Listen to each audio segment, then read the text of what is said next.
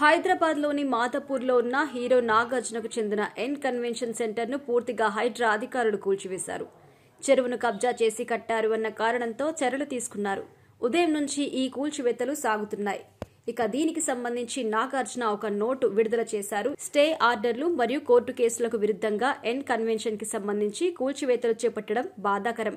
మా ప్రతిష్టను కాపాడడం కోసం, కొన్ని వాస్తవాలు తెలియజేయడం కోసం మరియు చట్టాన్ని ఉల్లంఘించేలా మేము ఎటువంటి చర్యలు చేపట్టలేదు అని తెలుపుట కొరకు ఈ ప్రకటన జారీ చేయడం సరైందని నేను భావించాను. ఆ భూమి పట్టా భూమి. 1 అంగుళం ట్యాంక్ ప్లాన్ కూడా ఆక్రమణకు గురికాలేదు. ప్రైవేటు స్థలంలో నిర్మించిన భవనం అది. కూల్చివేత కోసం గతంలో ఇచ్చిన అక్రమ నోటీసుపై స్టే కూడా మంజూరు చేయబడింది. స్పష్టంగా చెప్పాలంటే కూల్చివేత తప్పుడు సమాచారంతో లేదా చట్ట విరుద్ధంగా జరిగింది. ఈ రోజు ఉదయం కూల్చివేతకు ముందు మాకు ఎలాంటి నోటీసు జారీ చేయలేదు. కేసు కోర్టులో ఉన్నప్పుడు ఇలా చేయడం సరికాదు. చట్టాన్ని గౌరవించే పౌరుడిగా కోర్టు నాకు వ్యతిరేకంగా తీర్పునిస్తే కూల్చివేత నేను నిర్వహించి ఉండేవాడిని.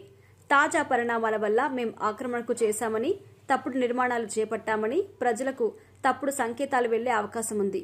ఆ అభిప్రాయాన్ని పోగొట్టాలి అన్నదే మా ప్రధాన ఉద్దేశం.